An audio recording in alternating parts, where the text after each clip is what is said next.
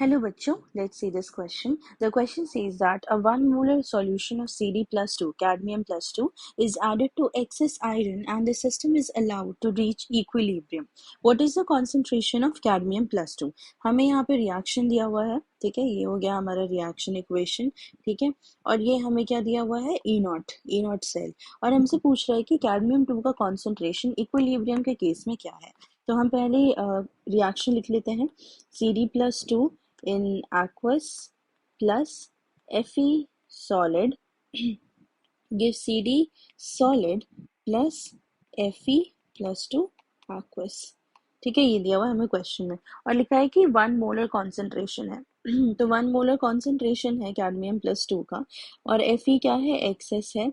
ये अभी reaction start नहीं हुआ तो इनका जीरो है. किसी टाइम पे जैसे ये एक्स मॉलिक्यूल रिएक्ट किया, सिंस ये आयरन क्या है, एक्सेस है, ठीक है, तो इसका हम काउंट नहीं करते हैं. कैडमियम 2 का एक्स मॉलिक्यूल बना और Fe प्लस 2 का एक्स मॉलिक्यूल बना. तो अगर किसी टाइम पे हम देखते हैं तो उसे क्या बोलते हैं, रिएक्शन कोशेंट बोलते हैं, क्यू. तो वो क्या हो जाएगा, Fe प्लस टू का कॉन्सेंट्रेशन. अब सिंस कैडमियम क्या है, सॉलिड, तो इसकी कॉन्सेंट्रेशन को हम काउंट नहीं करते हैं. फिर नीचे क्या आ जाएगा, Cd प्लस 2 एक्वस सॉल्यूशन का, और सिंस सॉलिड आयरन एक्सेस है तो वो भी नहीं आएगा. तो ये क्या हो जाएगा, x बाई 1 माइनस एक्स. ठीक है.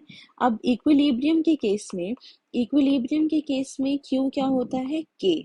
ये Q था रिएक्शन कोशेंट. इक्विलिब्रियम के केस में ये इक्विलिब्रियम कांस्टेंट होता है जो कि इक्वल टू Q ही होता है. ठीक है, ये इक्वल टू Q है. हम इक्विलिब्रियम में देख लेते हैं. इक्विलिब्रियम इक्विलिब्रियम पे क्या होता है, delta G of the cell क्या होता है, जीरो होता है. और डेल्टा जी का फॉर्मूला क्या होता है, minus n F E cell. अब सिंस डेल्टा जी जीरो है तो इससे हमारा ई सेल भी जीरो हो गया. अब हम अप्लाई करते हैं नर्स्ड इक्वेशन, क्योंकि हमें कॉन्सेंट्रेशन निकालना है तो हम नर्स्ड इक्वेशन के थ्रू निकाल सकते हैं. नर्स्ड इक्वेशन क्या हो गया हमारा, E cell equal to E naught cell minus 0.059 by n log concentration जो लिखते हैं वो इक्विलिब्रियम कांस्टेंट के केस में लिखेंगे, लॉग के. ठीक है, ये हो गया हमारा इक्विलिब्रियम के केस में नर्स्ड इक्वेशन.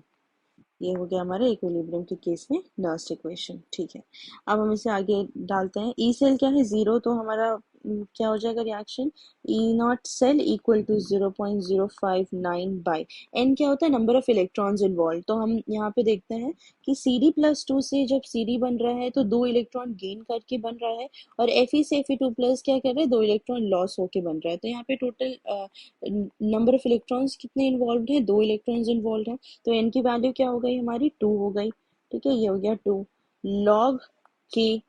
ठीक है, ई नॉट सेल की वैल्यू हमें दी गई है. ई नॉट सेल की वैल्यू हम लिख लेते हैं, यहाँ पे दिया हुआ है 0.037 इक्वल टू 0.059 बाई 2 लॉग के. ठीक है, सॉल्व करने पर लॉग के की वैल्यू क्या आ जाती है, 1.25 आ जाती है. ठीक है, अगर हम इसे सॉल्व करेंगे, और ये लॉग के 1.25 के की किस वैल्यू के लिए ये होता है, ये होता है 17.78 की वैल्यू. तो हमारा इक्विलिब्रियम कांस्टेंट का वैल्यू आ चुका है. अब हम इसे इस इक्वेशन में पुट कर देंगे. ठीक है, तो लिख लेते हैं x by 1 minus x equal to K, that is 17.78. अब आगे सॉल्व करते हैं. 17.78 माइनस 17.78x. ठीक है, ये आ जाएगा हमारा 18.78x इक्वल टू 17.78. तो x की वैल्यू 17.78 बाई 18.78, जो कि सॉल्व करने पे क्या आ जाता है, 0.947 मोल. ठीक है, ये ऑलमोस्ट ये आ जाता है. अब ये x किसकी कॉन्सेंट्रेशन थी, x थी हमारी आयरन की. हमें निकालना किसका है, Cd2 प्लस का. तो Cd2 प्लस के लिए क्या था, 1 माइनस एक्स था. तो Cd प्लस 2 का कॉन्सेंट्रेशन, ये किसका कॉन्सेंट्रेशन था, ये था Fe प्लस 2 का concentration.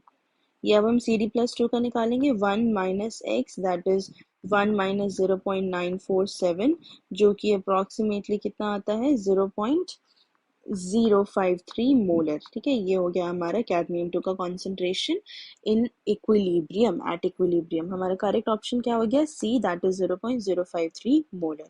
Hope you have understood the concept. All the best, thank you.